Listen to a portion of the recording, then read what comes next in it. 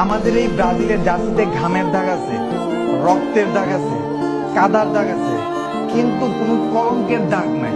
আসলে কি তাই? रुको जरा सबर करो। বেশি দূরে যাব না, সালটা 1995, ব্রাজিল ভার্সেস আর্জেন্টিনার ফুটবল ম্যাচ। চমৎকার একটি ক্রসে গোল দেন ব্রাজিলের তুলিও মার্ভেলিয়া।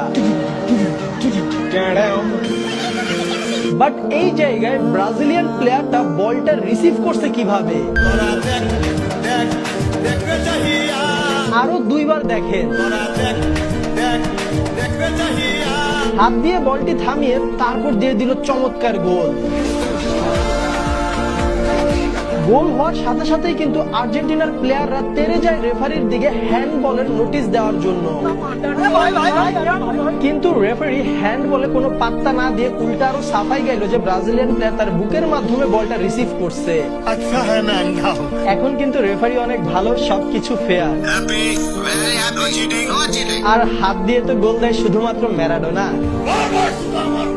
যাই হোক, এই গোলটির কারণে সেই 1995 সালের ম্যাচটিতে ব্রাজিল জিতে যায়, কারণ ব্রাজিলের জার্সিতে কোনো কলঙ্কের দাগ নাই।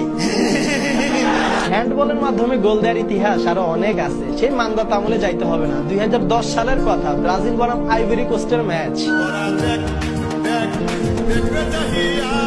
বলটা স্পষ্ট হ্যান্ডবল হয়, কিন্তু রেফারি কোনো প্রকার বাঁশি দিল না, খেলাও থামলো না, ব্রাজিলের প্লেয়ার গোল দিয়ে দিল। আইভরি কোস্টের প্লেয়াররা হ্যান্ডবলের আপিল করলো, কিন্তু রেফারি হাসতে হাসতে চলে গেল, কারণ রেফারি একদমই ভালো আর একদমই ফেয়ার।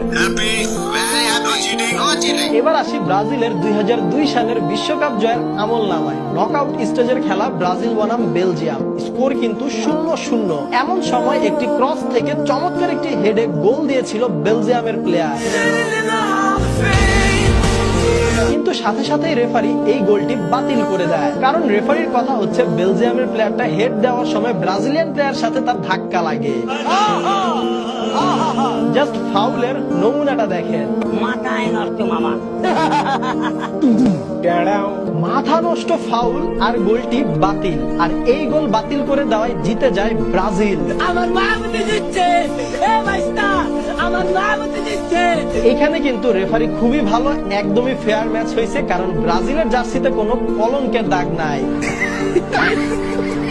আবার বলি 2002 সালের বিশ্বকাপের কথা, ব্রাজিল বনাম তুর্কি ম্যাচ। খেলা কিন্তু 1-1 সমতায় আছে, খেলার 85 মিনিট হয়ে গেছে। এমন সময় ব্রাজিল একটি অ্যাটাক দিল, আর তুর্কির ডিফেন্ডার ব্রাজিলের প্লেয়ারের জার্সি ধরে টান দিচ্ছে, কিন্তু কোথায়? ডি বক্সের বাহিরে। ব্রাজিলের প্লেয়ার ডি বক্সের বাহিরে ফাউল হলো, কিন্তু রেফারি দিয়ে দিল পেনাল্টি। ওই ম্যাচের কমেন্ট্রি লাইভ খেলা দেখার সময় কি বলতেছিল চলেন একটু শুনি।